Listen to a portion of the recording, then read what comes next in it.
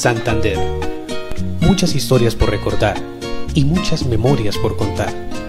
Familias que llegaron, gestionaron, construyeron y fundamentaron una forma particular de vida. La historia de uno de los barrios más antiguos de la comuna 6-12 de octubre, contada por nuestros abuelos y entregada en herencia de generación en generación, arraigando una identidad en el presente que nos garantiza un sentido de pertenencia en nuestros niños y jóvenes. Pueblos sin memoria dicen que quizá tienden a repetirla o peor aún tienden a desfallecer y no continuar su proceso histórico. Los pueblos con memoria tienen un acumulado gigantesco, sus familias, nuestros padres, abuelos. Nosotros en Santander tenemos ese acumulado de memoria y que además es una memoria viva, que se puede reconstruir y que la estamos reconstruyendo. Una memoria que tangible en nuestros viejos, en nuestros abuelos y tangible para nuestros niños. Hay un potencial muy fuerte en identidad, memoria y en organización.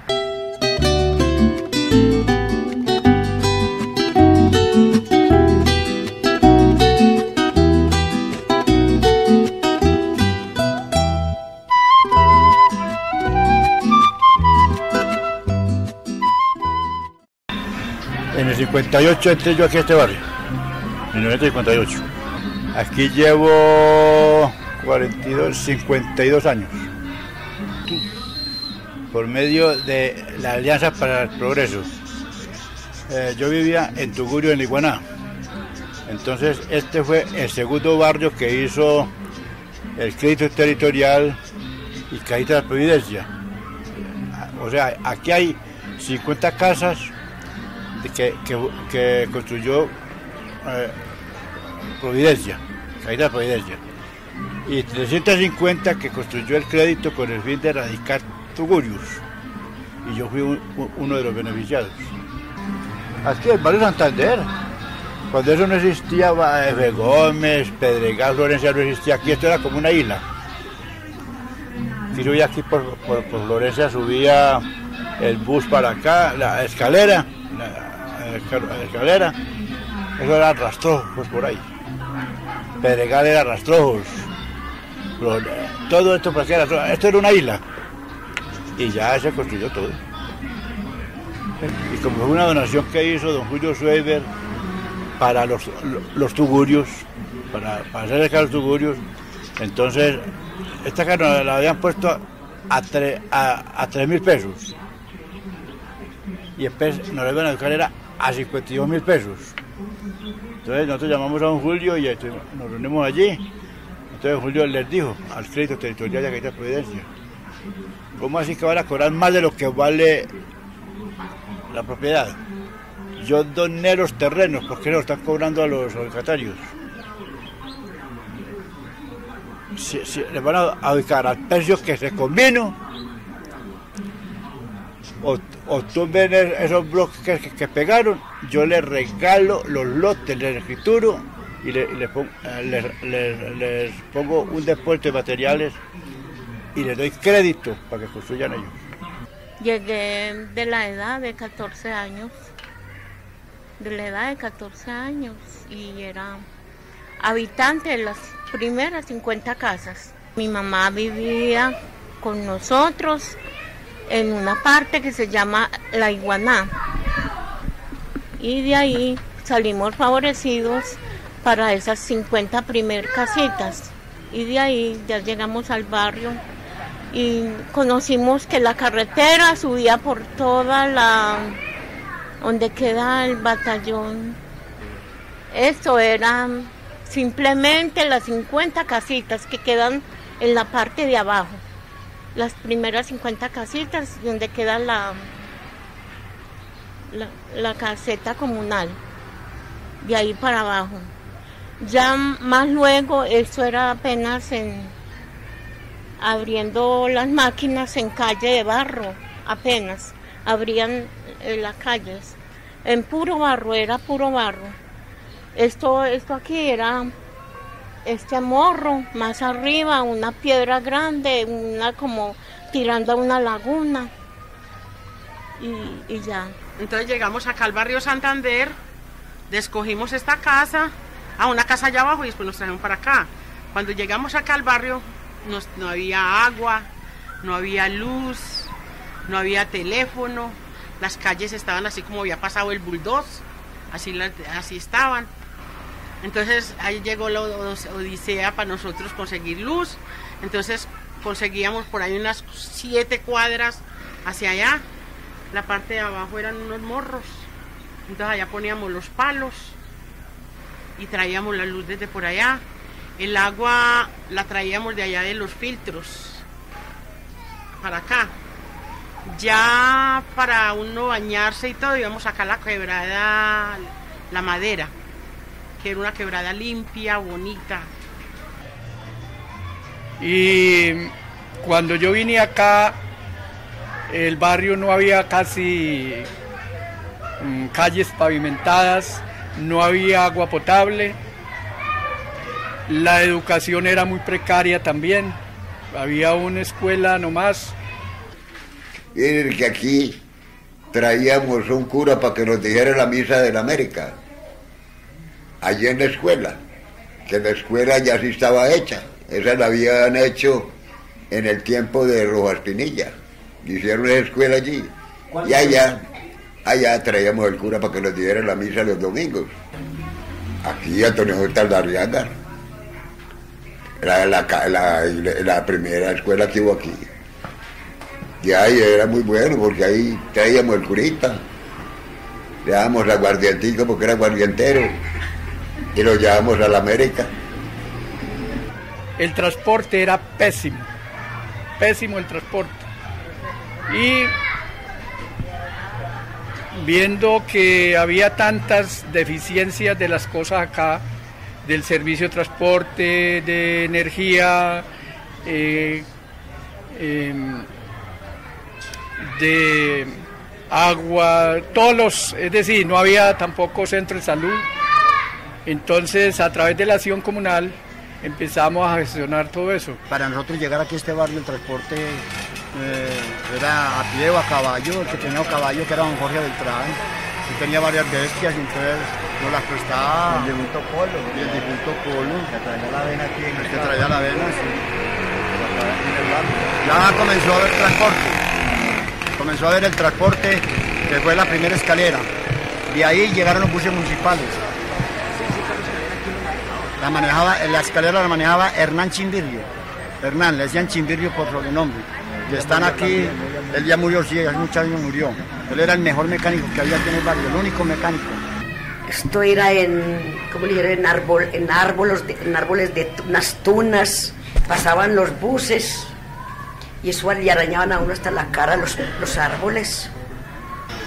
Ya con el tiempo, la junta comunal que hubo aquí, la primera junta comunal que hubo, fue entonces se quejó a la gobernación y mandaron los buses municipales, ¿cierto?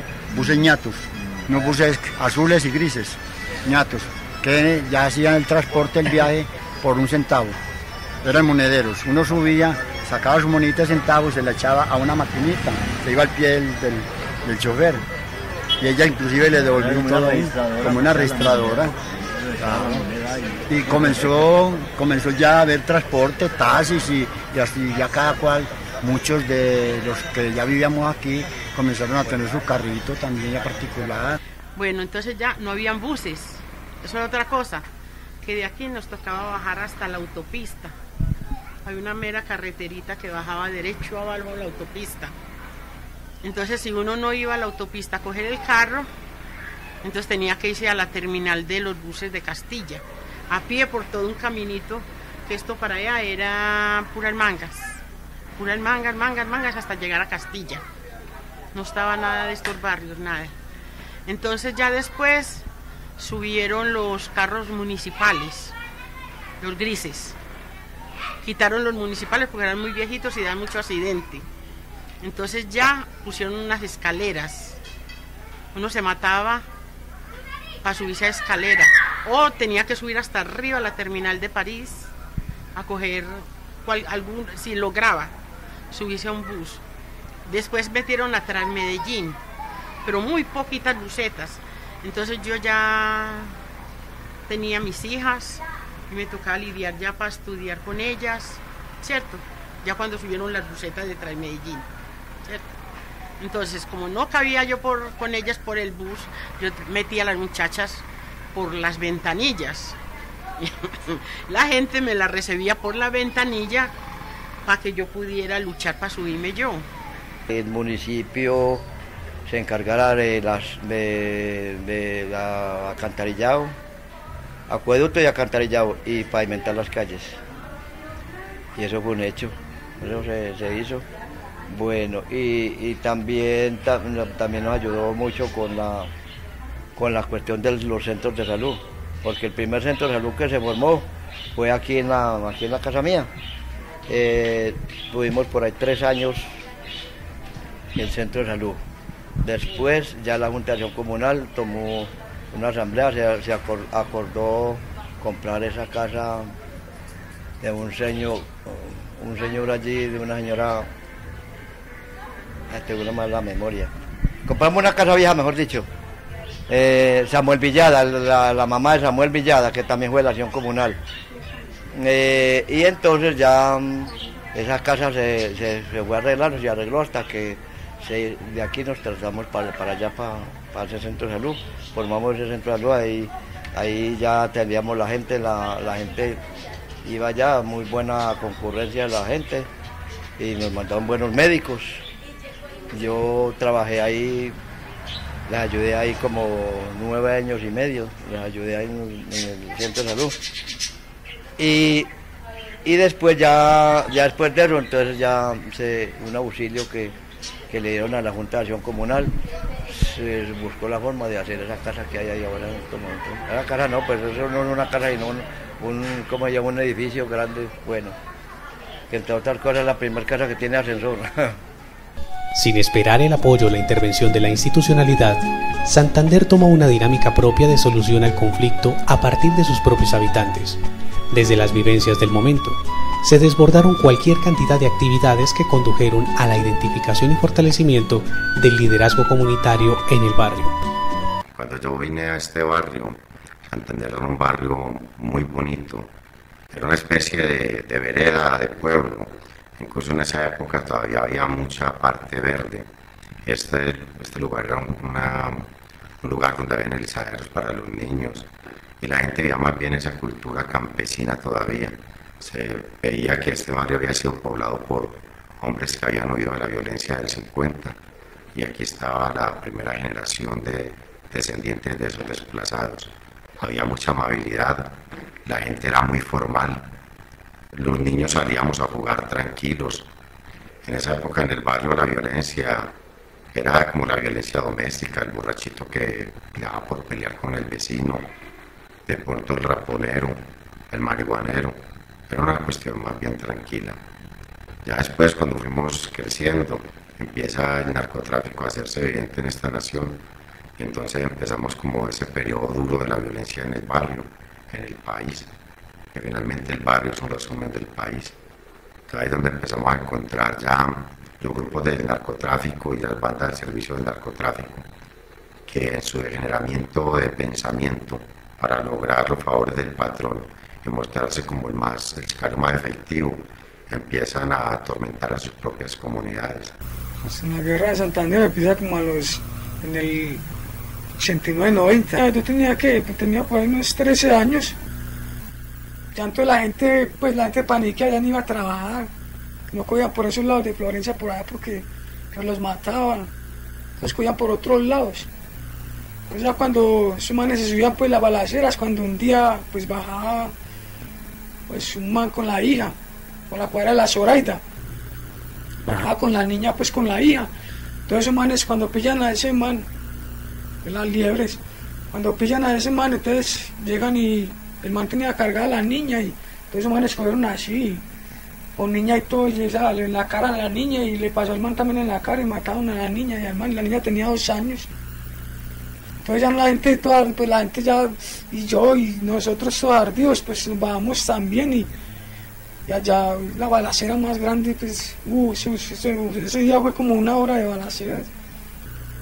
Ellos se montaban a los buses y elegían a cualquier pasajero que iba ahí, lo bajaban y lo asesinaban. Asesinaban mujeres, niños, asesinaron a los loquitos del barrio, asesinaron a algunas personas simplemente por tener el síndrome de Down. Fueron una época de mucha perversión. Esa época hizo que muchos hombres del barrio, muchos habitantes del barrio, decidieran de un momento a otro armarse y hacerle frente a este proceso que estaba viviendo. Entonces empiezan unos enfrentamientos muy fuertes en defensa de la vida, porque eso siempre se tiene que decir. En Santander mucha gente tomó las armas simplemente por defender la vida. Entonces ya empezamos nosotros también con, ¿sí me entiende?, con rabia, porque la gente que no tenía nada que ver en el conflicto ni nada, pues, en la guerra. Entonces ya nosotros empezamos también a bajar, sin embargo no al que no era.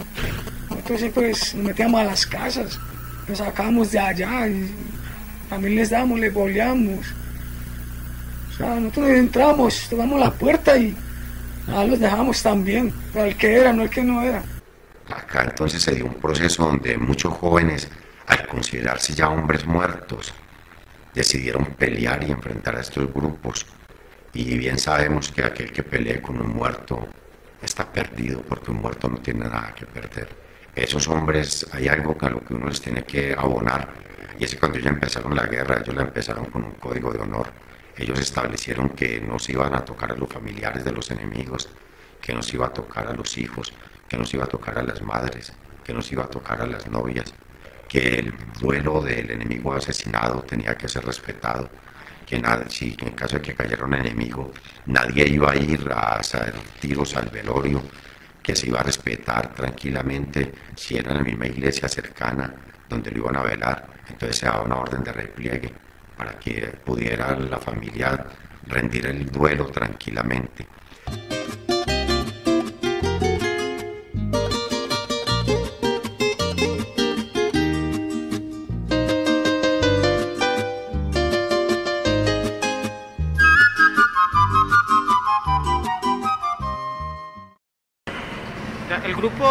Los grupos de personas que se involucraron en el conflicto, más que de nombres, de combo, lo que existían llegó un momento en que el conflicto se dio se hablaba en ese lenguaje, la pelea entre los de Santander con los de Florencia, los de Santander con los de la Maruchenga. Entonces la primera fase del conflicto en nuestro barrio fue en esos términos de defender el barrio. La dificultad es que cuando terminan armándose internamente en el barrio varios muchachos de diferentes sectores del barrio, cuando se termina ya el conflicto con Florencia, con los de Bello, en el lenguaje de ellos, ya quedan varios grupos de muchachos armados dentro del barrio. Entonces la pregunta era quién mandaba aquí, y empezó a generarse un conflicto interno dentro del barrio, que eso generó y arrojó una cantidad de muertos solamente por luchas de poderes y también de egos. En los años 90 Medellín sufrió una coyuntura muy intensa de violencia. Santander fue un escenario muy crítico de esa violencia, donde alrededor de 9 bandas se enfrentaban todos contra todos por la violencia, por el territorio. Los jóvenes que hicimos parte en algún momento de ese conflicto, dijimos en algún momento, no más. Queremos ver crecer a nuestros hijos, ¿por qué nos estamos matando? Entonces los jóvenes de Casa Mía emprendimos como esa apuesta para que los jóvenes del barrio buscaran a partir del diálogo y escenarios pacíficos la solución de sus conflictos. Fuera de buscar esa solución entre ellos mismos, buscar de otra manera la restauración con ellos mismos y con sus comunidades. Y empezamos a transformar una cultura de la muerte y el miedo en una cultura de la transformación y la reconciliación con el otro. Casa Mía, pues habían muchos se quedaron en el camino y algunos ahora seguimos en el sueño, pero Jair era un parcero que les entregó todo por Casa Mía y por que los muchachos no se mataran. Entregó su vida y su alma y todo su amor a la gente. Entonces él buscaba soluciones para los muchachos, iba y hablaba con ellos, hablaba con los otros, iba a decir, ¿por qué te estás matando con aquel parcero? Ven y dialoguemos. Y empezó a establecer un diálogo con los muchachos muy profundo, desde el afecto. Por eso uno de los lemas de Casa Mía es demostrar que lo efectivo es lo afectivo. y Jair lo demostraba. Nos reunimos algunas personas de La Maruchenga, de Pedregal, donde pudimos conversar algunos líderes ya pues comprometidos en la violencia, pues líderes entre comillas, y con ellos pudimos hablar, con Casamía, y pudimos entrar como en un diálogo. Hicimos unos pactos ahí con ellos iniciales y hubo la posibilidad de que cesara como en cierta forma ese encuentro entre Santander y los demás barrios cercanos.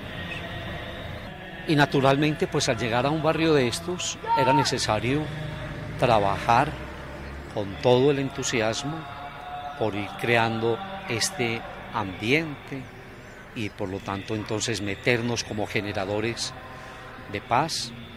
En el barrio Santander en esa época se vivió un momento espectacular.